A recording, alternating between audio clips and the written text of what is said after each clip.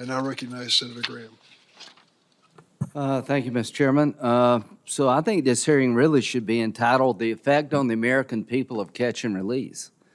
You know, I'll be glad to talk with you about solitary confinement and traditional detention and what effect it may have on people, but I imagine it's a tool that most jailers need to protect not only the population of prisoners, but probably the individual itself.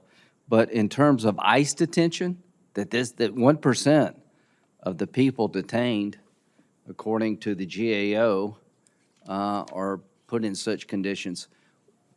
What I want to point out to the American people, there is no detention, effective detention, when it comes to legal immigrants coming to our border.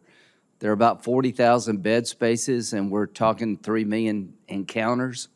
The catch and release program is just one of the greatest pull factors.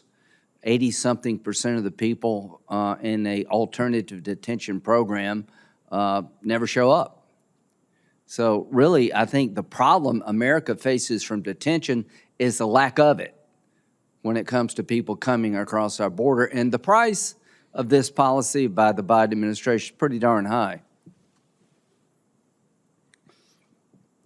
The Iara case, the gentleman accused of killing Miss Riley in Georgia, apprehended in September 22, released on parole, 23, charged with crime in New York.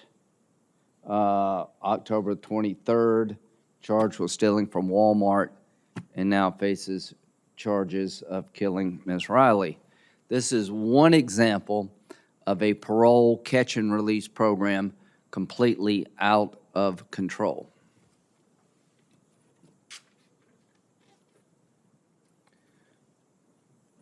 Probably saw the example of a couple of cops being beaten up by a gang of thugs.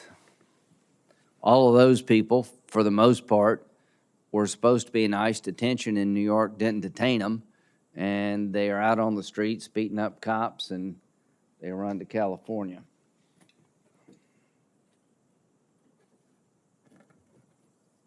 Encounters in FY 23, 2.5 million. We're on track now to do over 3 million at the rate we're going. And again, there's 40,000 bed spaces. So, Mr. Chairman, I would suggest we have a hearing about the effect of fentanyl on the country. We're the only committee really of jurisdiction that hasn't had a hearing about fentanyl. I suggest we have a hearing about the catch and release phenomenon that's leading to Americans being killed and injured from policies that totally out of control. When it came to Mr. Barra, I asked a question. On what basis was he paroled? Under the law, you can only be paroled for 2 specific reasons. If you have a unique humanitarian need or you have a particular benefit to the country. An individual analysis. We got the report back. Do we have it?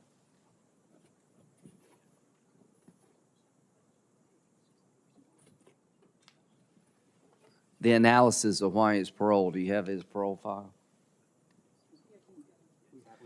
I'm going to introduce that in the record, and I'd like unanimous consent to introduce the actual document in his case. There's absolutely no indication of why he was paroled.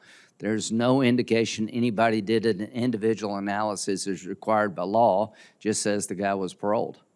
This is a symptom of a greater problem, and Mr. Chairman, I think what we need to be talking about more robustly than we are is the effect on the American people of having a catch and release program with no limits. Thank you.